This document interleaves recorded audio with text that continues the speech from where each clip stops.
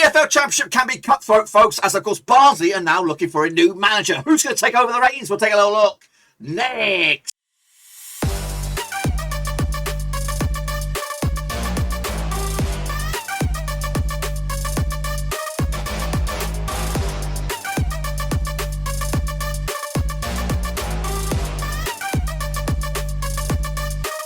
So folks, back once again on a prediction video today. We look forward to match day number 16 over in the Championship, and we'll get to that in just one second. If you're new, where you been, smash your subscribe and get your bang up today with all things Championship related, Blackburn Rovers related, world football related. We got it all here, boys. Under one Rooski, that's right, of course, Barnsley looking for a new manager, and I can't believe what I'm reading.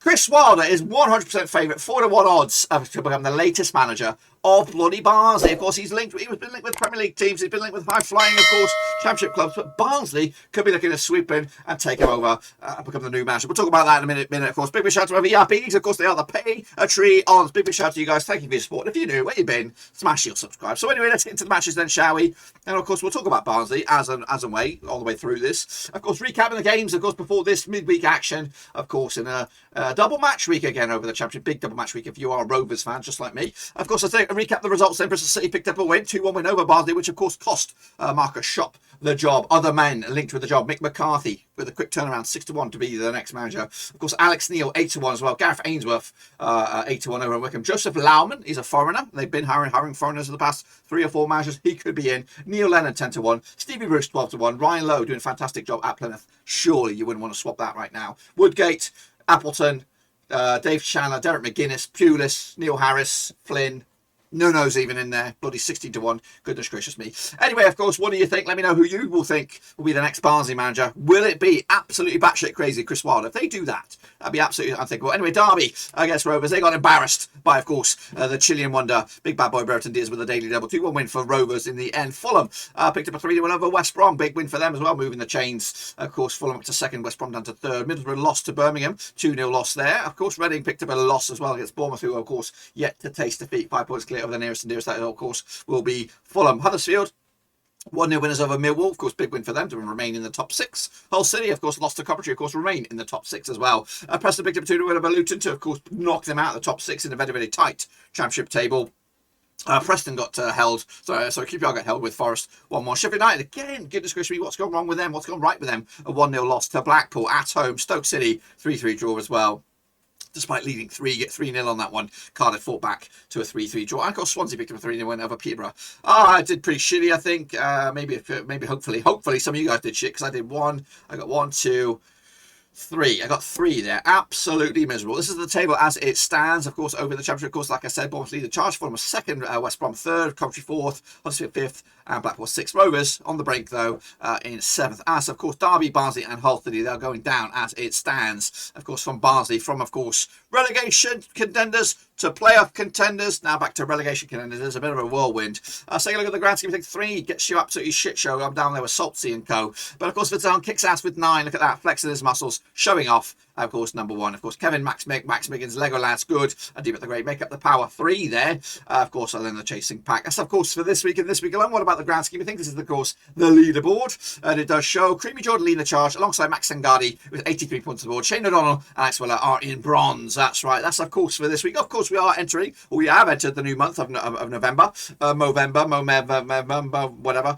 Grow a moustache, whatever it is. We are going to take a look at the predictor of the month for the month of November. What is the predictor of the month? Well, each and every month, of course, we award the predictor or predictors of the month who scored the most points within that month an entrance to the basically a Willy Wonka Golden Star ticket to the end of the year prize draw. Of course, you can win multiple months. You can win 1 month. You can win no months. But of course, there can be multiple winners as well. So we might see 1, or we might see 4, or we might see 10 winners of the month of October. So it is. So whatever the points you've scored from October the 1st all the way through to the 31st of October, they'll be all added together. And of course, I will reveal the predictor of the month. Those Willy Wonka Star winners will, of course, be put into a big old pot at the end of the season, and a name will be pulled out. And of course, that name will win either a T-shirt or an Amazon gift card or some coupons for cuddles or something like that. I don't know. It'll be something along those lines. So, who is the predictor of the month for October? Well, I'll tell you right here right now. Predictor of the month for October is Vincent Hong. Well done to you. He is the standalone winner for the month of October. And he joins the list of Creamy Jordan, DJC 86, and Vincent Hong is now on the list for August, October. So those are the things, and of course we have started a brand new month. So if you want to get involved, today's the day. Get your predictions in for the championship for this week, and of course we'll continue on. Of course, some people take the days off. Some people, they're not always here the whole time. So it's your chance. Now's your chance to get involved. So get involved with these next round of matches. Of course, if you want to do that, go to the website cut.the/championship and get involved. So now we look forward to the next round of matches, starting of course on Tuesday into Wednesday, and we kick it all off with the Battle of the Bees. It's Birmingham up against Bristol City at St Andrews. That's right. Now these two sides play each other 22 times. It's 9-3, 14 wins for Birmingham, 4 wins for Bristol City, and 4 draws. Biggest win for Birmingham, 3-1 win. The biggest win the other way is a 3-0 win. Of course, coming at you though, Birmingham back-to-back wins. In fact, unbeaten in the last 3, 42% form for them right now.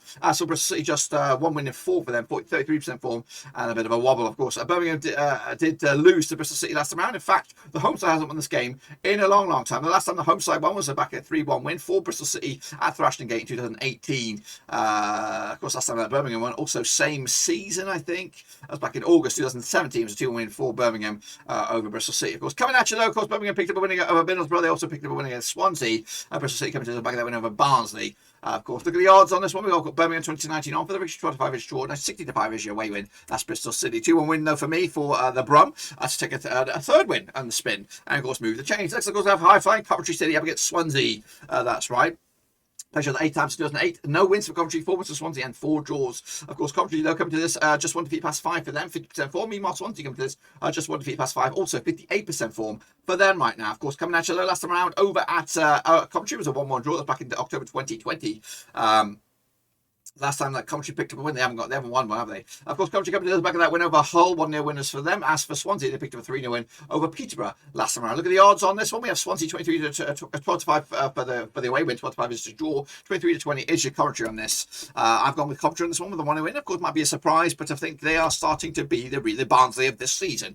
Next, of course, we have Millwall taking on Reading, of course, over at the Den. They played each other 3rd time since 1994. 8 wins for Millwall, 15 wins for Reading, 7 draws. Big win for Millwall, 2-0 win. The big win the other way is a 5-0 win. Millwall looking very good right now, 67% form, winning 4 and losing 2 of the last 6. As for Reading, 3 defeats on the bounce, 33% form for them right now. Last round over at the Den was a 1-1 draw back in November 2020. In fact, Millwall unbeaten in the last 3 games against Reading, pick up 2 wins and a draw to boot. Of course, Millwall did lose to Huddersfield last round though, 1-0 loss on the road. Meanwhile, Reading also lost at home to Bournemouth 2-0. In fact, they lost back-to-back games now, back-to-back games without scoring a goal. Back-to-back 2-0 losses for Reading, both home and away. Look at the odds on this one then, shall we? Got Millwall 65 for the victory, 7-2 is your away win, of course 5-2 is your draw. I've gone with the 2-1 win for Millwall on this one, so again, keep up the belief that they might even make the playoffs. Kicking off 4 though is Luton Town up against Middlesbrough. Of course, both sides also looking for a top 6 berth. Played to 8 times since 1993, 2 wins apiece, 4 draws. Of course, Luton coming to just 1 defeat past 6 games, 67% form. Meanwhile, Millwall winning 4 and losing 2 of the last 6, also 67% form. Of course, their biggest win though over Luton was just a 1-0 win. The biggest win the other way, there was a 5-1 win going in favour of Luton. Of course, last time around over at Kenilworth Road was a 1-1 draw. That was back in May 2021.